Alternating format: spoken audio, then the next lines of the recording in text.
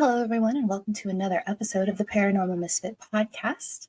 I am your host, Chrissy, and I'm here to talk about all things horror, paranormal, cryptids, unknown, and everything in between. So cozy up with your favorite drink in a nice little spot and listen along.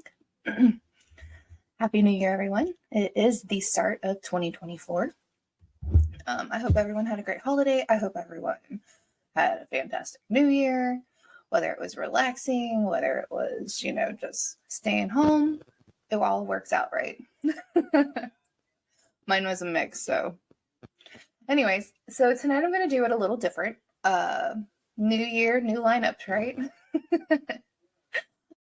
I'm going to start giving my reviews on horror and sci-fi books because I am an avid reader. I love reading. And I'm really excited about the first book as I got to interview this author prior to the book release. And it was honestly a blast having her on the podcast. So about back in September, October time period, I had an interview with Clarissa Cottrill over her debut novella, Café Vengeance, and real quick, looks like this. And yeah, it was a blast. Like she's also a co-host on the podcast 30 Dirty and Dying, which I recommend listening to, especially if you're a millennial. And yeah, I purchased her book off of Tea with Coffee Media, and I think it was like under like $15 or so, and I loved it. It's under 100 pages. She did a great job. It's got the feel of like The Ninth Gate, Dante's Inferno. So anyways, it's modern spin. So I'm going to read you the synopsis, which is on the back of the book, and then I'll give you a little bit more deep dive of what I thought about it. So in the ruthless city, New York City, Dane Roman, an ambitious entrepreneur, risk his very soul to succeed. Oh, excuse me. He exploits a deceased tenant and desecrates the corpse to orchestrate a catastrophic event for wealth. His dreams of celebrating with his girlfriend Pilar are shattered when Café Vengeance, embodying his desires, introduces him to an unimaginable horror. Guided by an eerie quartet and a cryptic waiter, Dane faces judgment for his tainted soul in a macabre ballet of his own creation. Café Vengeance is no ordinary place. It's purgatory, where Dane must atone for his sins before a greater darkness emerges. Can he find redemption, or will he face eternal damnation? Or eternal torment, but damnation, basically.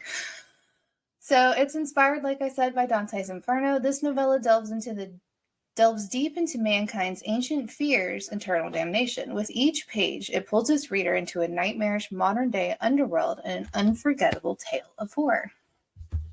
I binged it in a night. Like I said, it's under 100 pages. Maybe that's reading fast. Maybe it's not. Depends on who you are. I know I get told I read fast all the time. So anyways. So like I said, it's her debut novella. Clarissa does a great job weaving a haunting tale of a man who goes through the different levels of hell for his callous, depraved actions. And really it is depraved because he exploited the death of one of his tenants and caused deaths of many tenants in a building that he personally was in charge of. He was renting it out. Like he went through the steps of making sure that this all could happen, and he would get the money that he deserved. I personally love the novella. I would recommend it on a quiet, relaxing day. Bonus points if it's a cold, rainy day to really set the mood. It kept me interested every time I turned the page, especially when he actually gets into Café Vengeance. That really piques my interest. She did a great job setting the scene. I love the fact that it's in an elegant Italian restaurant with a kind of like a rustic vibe. And you watch him kind of question his own sanity because, it's what draws him in is a certain smell he remembered from his childhood because he himself was Italian. He remembers his nonna's cooking over in Italy. And, you know, it draws him in. He's like, oh my God, that smells amazing.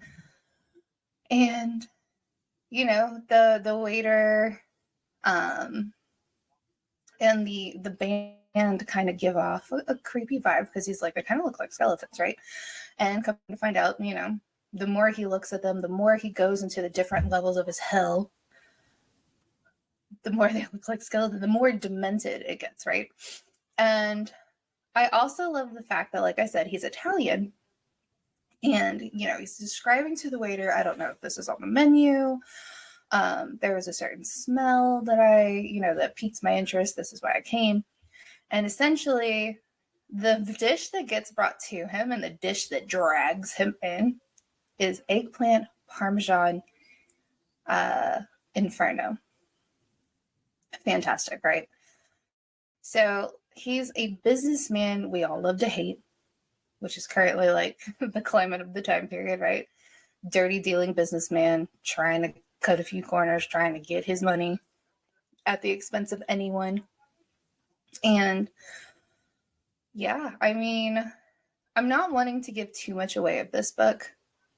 It's really good. I highly recommend it. You know, it will give you the Dante's Inferno vibes, a little bit of the Ninth Gate, but less with the investigation, you know? And the suspense is there, and she did a really good job with her pacing, right? You didn't get bored. You weren't confused. Like, everything made sense. She's a newly published author, and I feel like she's definitely one to check out, keep an eye out on. She's whenever I had her on the podcast, she was talking about doing more books, which is exciting. She also loves Appalachian. She loves the Appalachian. She loves that kind of horror, that kind of mystery, and it's fantastic. You know. And let me just make sure I'm not missing anything. Okay. So anyways, like I said, you can find it on Tea with Coffee Media. I will be linking it down below in the show notes. The book, whenever I bought it, was like, I think maybe $15. I don't even think it was that. I think I spent not that much. And I really do hope to see more from her in the coming years. Make sure you check her out on her podcast, where she co-hosts 30 Dirty and Dying. That's on most streaming platforms, along with Instagram. You can connect with both her and her co-host. And then she also has a personal Instagram. And if you're a millennial and you grew up watching Nickelodeon, this is going to tickle your funny bone because I know it tickled mine.